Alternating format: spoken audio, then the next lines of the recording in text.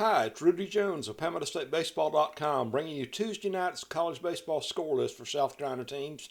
It's February the 25th, and let's take a look. Starting off, Clemson got a run rule win over Winthrop 20-7. The Tigers fell behind 2-0 in the top of the first, but roared back and had their best offensive performance of the season. Wound up being a 7-inning game. That moves the Tigers up to 6-1, and they'll be waiting to play South Carolina in the opening game of that series on Friday in Clemson at Doug Kingsmore Stadium.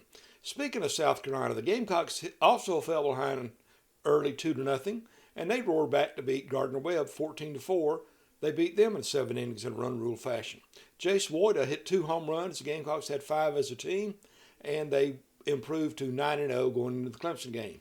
Speaking of Gardner-Webb, Dale Francis Jr., who was just a terror at Erskine when he was there for the 23 and 24 seasons, got 3 of Gardner-Webb's 6 hits tonight.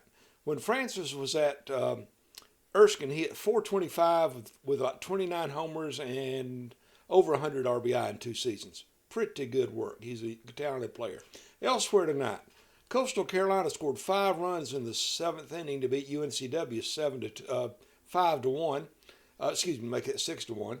College of Charleston also rallied from an early deficit to beat Georgia Southern 6-3. Avery Neves had a 2-run homer to put the Cougars ahead.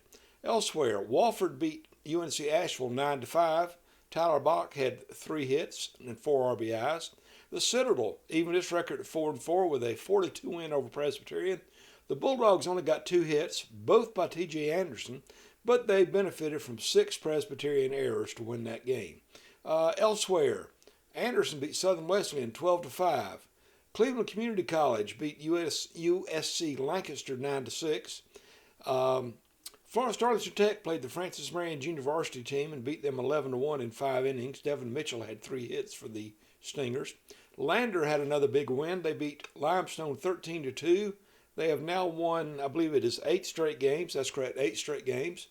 Montreat beat Spartanburg Methodist 16-15. Pioneers took a lead in the first inning. Montreat came back and scored 9 runs in the bottom of the first. They led up until the 8th inning when Spartanburg Methodist tied it at 15. And then the Cavaliers scored a run at the bottom of the 8th and retired the Pioneers in the 9th for the win. Newberry had a big offensive night against Erskine, winning 15-2. North Greenville scored 7 runs in the first inning and beat Lee 12-7. South Georgia swept USC Salkehatchie in junior college play. They won the first game 12-2 in 5 innings and held off a late rally by the Indians in game 2 to win 6-5. Truett McConnell beat Bob Jones 4-3, despite a home run by Conley Burke and a single by Conley Burke for the Bruins. Voorhees split a doubleheader with Edward Waters down in Jacksonville. They won the first game 4-2, getting out of a bases-loaded jam in the 7th inning of Game 1. And the Tigers got the potential tying run to third base in the 7th inning of Game 2, but could not get it across, and they lost 2-1. Let's look forward to what's going on Wednesday in college baseball in South Carolina. We've got Claflin playing at Benedict at noon.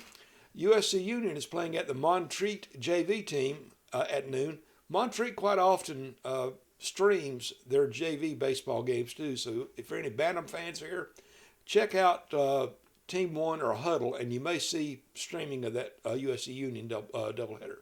Florence Darlington Tech is at home against Southeastern Community College. USC Aiken is at Francis Marion. Western Carolina is at USC Upstate at 3. Wofford is at Davidson at 5:30.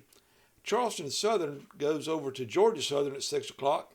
And the Erskine JV are scheduled to play the Belmont Abbey JV at 6 o'clock. Of course, we know coming up on Fridays, that, as I mentioned, is that big Clemson-South Carolina series. Clemson's ranked, South Carolina's not.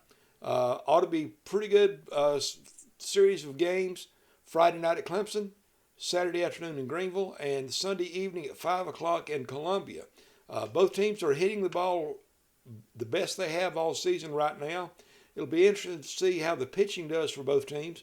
One little note about Clemson, too. The Tigers got some bad news today when pitcher Casey Talent announced he was going to retire from playing.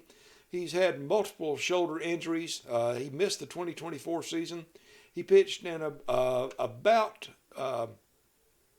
20 innings for each of these seasons in 2022 and 2023, but the young man from Hartwell just was not able to get over his injury situation. Also, Dane Moeller, the Clemson pitcher who announced a couple of weeks ago, or last week, he was going to be out for the season with a torn UCL. He posted on his X account that a picture of him in the hospital. Apparently, he had his surgery today. So perhaps that young man will recover in time to help out the Tigers in 2026. Once again, this is the college baseball scoreboard for Wednesday, February the 25th. I'll get that right. I don't have a script. Follow my coverage of college baseball in South Carolina at PalmettoStateBaseball.com. I'm also wanting to get a forum set up so fans can talk about different teams. They can interact with each other and things like that. I'm not very tech savvy, so it's something that may not ever come to pass, but I hope to do it. Again, follow me at X, at Palmetto Base on X, and check out my website, PalmettoStateBaseball.com. This is Rudy Jones saying it's a beautiful day for baseball. Let's play too.